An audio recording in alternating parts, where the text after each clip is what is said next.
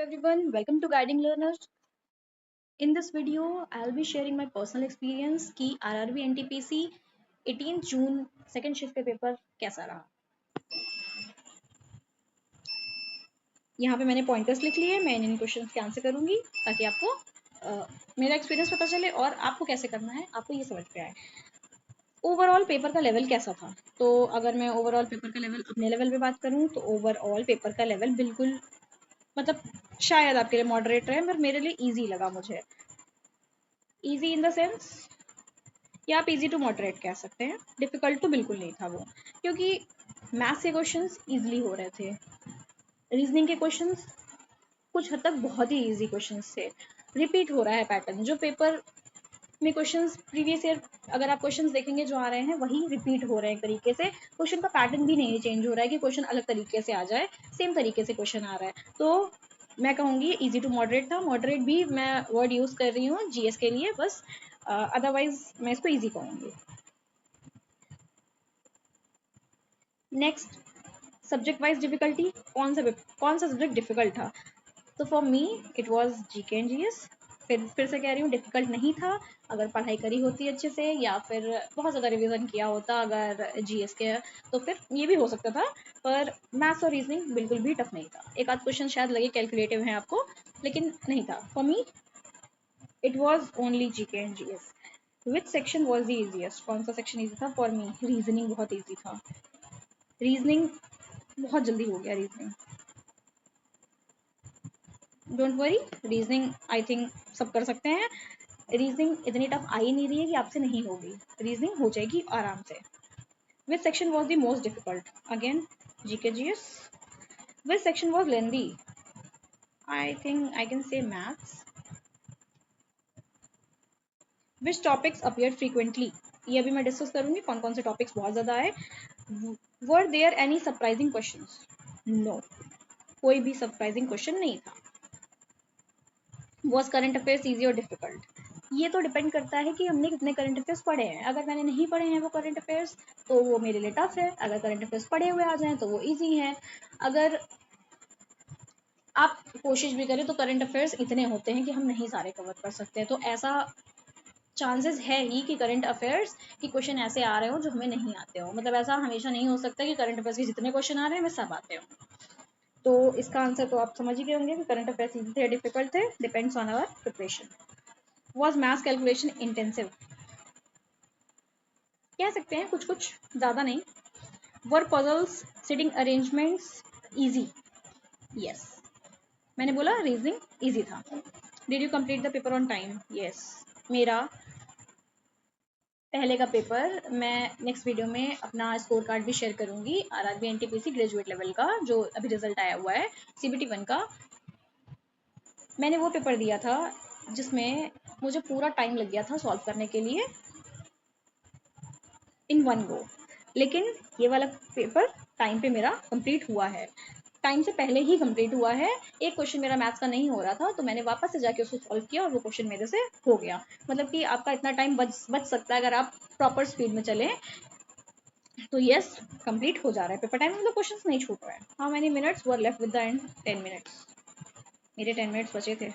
उसके बाद मैं तो रिवाइज कर रही थी, देख रही थी कोई क्वेश्चन गलत है या कोई मैंने जो नहीं आ रहा हो क्वेश्चन उसको मैंने मार्क कर दिया हो कि टाइम वेस्ट नहीं करते हैं, आगे क्वेश्चन बढ़ते हैं। तो मेरे तो 10 मिनट्स बच गए थे।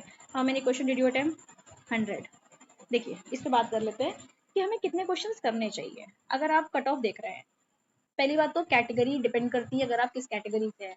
अगर आप जनरल कैटेगरी से हैं तो फॉर मी आपको सारे क्वेश्चन अटेम्प्ट करने चाहिए। क्यों करने चाहिए? आप कट ऑफ देखिए, कट ऑफ जा रही है 80 प्लस, 88, किसी किसी कट ऑफ जा रही है 88, 85 प्लस। तो उसके लिए अगर आपको एकदम एग्जैक्ट पता है कि हाँ आपके 90 क्वेश्चंस करेक्ट हैं तो वेल एंड गुड, मत कीजिए क्वेश्चंस, डिपेंड्स ऑन यू।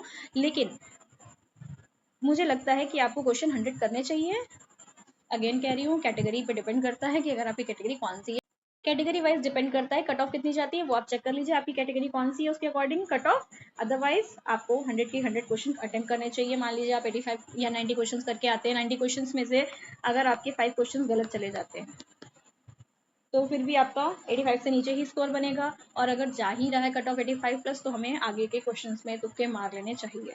ऐसे नहीं कि अकड़ बकड़ में वो करके टिक मार दिया, थोड़ा लॉजिक से हमें उसको अटेम्प्ट करने की कोशिश करनी चाहिए। How many attempts do you recommend for others? 100. Was accuracy more important than attempts? Yes. Accuracy ज़्यादा इंपॉर्टेंट है। वही मैंने अभी जो बोला, आप अगर 90 क्वेश्चंस करके आ रहे हो, उसमें से अगर मान लीजिए आप 100 भी क्वेश्चंस करके आ रहे हो, उसमें से अगर आपके 30-40 गलत निकल जा रहे हैं तो कहीं कुछ नहीं बन रहा, आपका कट ऑफ कहीं से क्लियर नहीं होगी, आप कोई भी कैटेगरी के हो। तो एक्यूरेसी भी इंपॉर्टेंट है। Yes, it is important. Which topic should upcoming shift revise? कौन से टॉपिक्स रिवाइज होते हैं इसके लिए मैं बता दूं। PYQ, मुझे ये डिस्कस करना था स्पेशली PYQs। और PYQs किसके लिए? जीके जीएस का तो कोई लिमिट नहीं है, कहीं से क्वेश्चन आ सकता है, लेकिन मैथ्स और रीजनिंग इसकी लिमिट है। इसमें क्वेश्चन नए नहीं बन रहे हैं, कोई भी क्वेश्चन न्यू नहीं आ रहा है।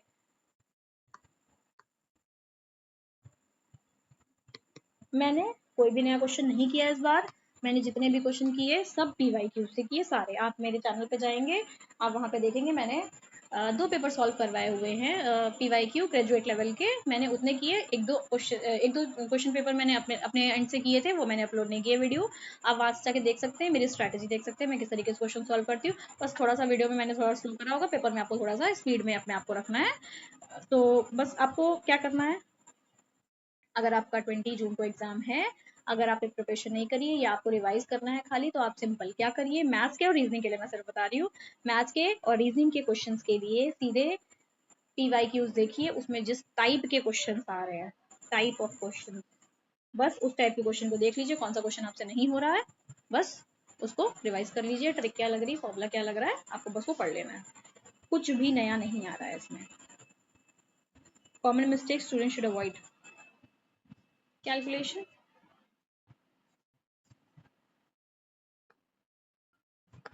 माइनस प्लस ध्यान रखना है, मल्टीप्लाई डिवाइड ध्यान रखना है, ब्लड रिलेशन के क्वेश्चन आ रहे हैं, किसका रिलेशन किससे पूछा गया है वो याद रखना है।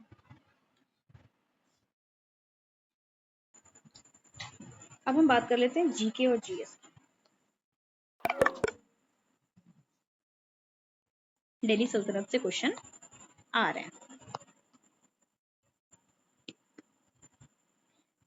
बल्कि आपको जीके जीएस में भी PYQs हेल्प करते हैं। PYQs में आपको ये पता चलता है कि किस लेवल तक के क्वेश्चन आ रहे हैं। जैसे इंडेक्स के क्वेश्चन कितने आ रहे हैं, एक पेपर को देखिए उठा के, इंडेक्स के क्वेश्चन कितने आ रहे हैं, एक आ रहे हैं, दो आ रहे हैं, कितने आ रहे हैं, इंडेक्सेस बहुत ज्यादा पूछे आ रहे हैं या कम पूछे जा रहे हैं। तो आपको PYQ से वो हेल्प हो जाती है कि किस लेवल का क्वेश्चन आ रहा है, किस कितना मतलब किस कैटेगरी से कितने क्वेश्चन आ रहे हैं। जैसे करंट अफेयर्स से कितने क्वेश्चन आ रहे हैं, तो आप देखेंगे करंट अफेयर्स का वेटेज थोड़ा है, तो करंट अफेयर्स मस्ट करिए। Current affairs specially 2025। एक क्वेश्चन जो मुझे याद है, सारे क्वेश्चन तो नहीं याद है, जो मुझे याद है वो आया था BBNJ से, बायोडाइवर्सिटी बियॉन्ड नेशनल ज्यूरिसडिक्शन से। आप अगर करंट अफेयर्स की वीडियो देखेंगे, मैंने जनवरी की करंट अफेयर्स डाला, जनवरी में मैंने कवर किया है, जनवरी 2026 में, कि BBNJ जो है वो पहली मरीन प्रोटेक्शन के लिए जो है एग्रीमेंट साइन किया गया है मरीन बायोडाइवर्सिटी को प्रोटेक्ट करने के लिए। तो BBNJ के बारे में मैंने उस वीडियो में पढ़ाया हुआ है, लेकिन जो मैंने पढ़ा BBNJ से रिलेटेड वो क्वेश्चन नहीं आया। BBNJ से रिलेटेड क्वेश्चन क्या आया कि इस अग्रीमेंट में कौन इन्वॉल्व था, पर्सन का नेम पूछा गया, इंडिया की तरफ से कौन था वहां पे, मुझे नहीं पता, मैंने तुक्का मारा है, मैंने नहीं छोड़ा वो क्वेश्चन। तो इस तरीके से आपको करंट अफेयर्स करने हैं, ऐसा नहीं है जो आप पढ़ोगे वही आएगा, लेकिन एज आई सेड कि 100 क्वेश्चन हैं तो प्लीज कर लीजिए उसे, तुक्का मार लो। फिर इसमें क्वेश्चन आ रहा है PYQ से, मैंने देखा कि संगम लिटरेचर का क्वेश्चन आया हुआ था, तो उससे मैंने क्या किया, संगम लिटरेचर के टाइम का जो भी है चेरा चोला पांड्यास के बारे में थोड़ा थोड़ा देख लिया। लेकिन उससे एक क्वेश्चन क्या आया कि चोलाज ने किसको हरा करके अपनी डायनेस्टी को एस्टैब्लिश किया, तो ये क्वेश्चन आया। तो चेरा चोला पांड्या से क्वेश्चन आ रहा है,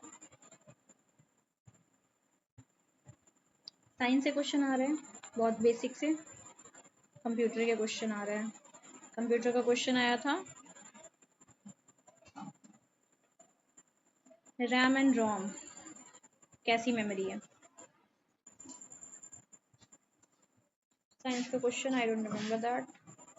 हाँ, ज्योग्राफी में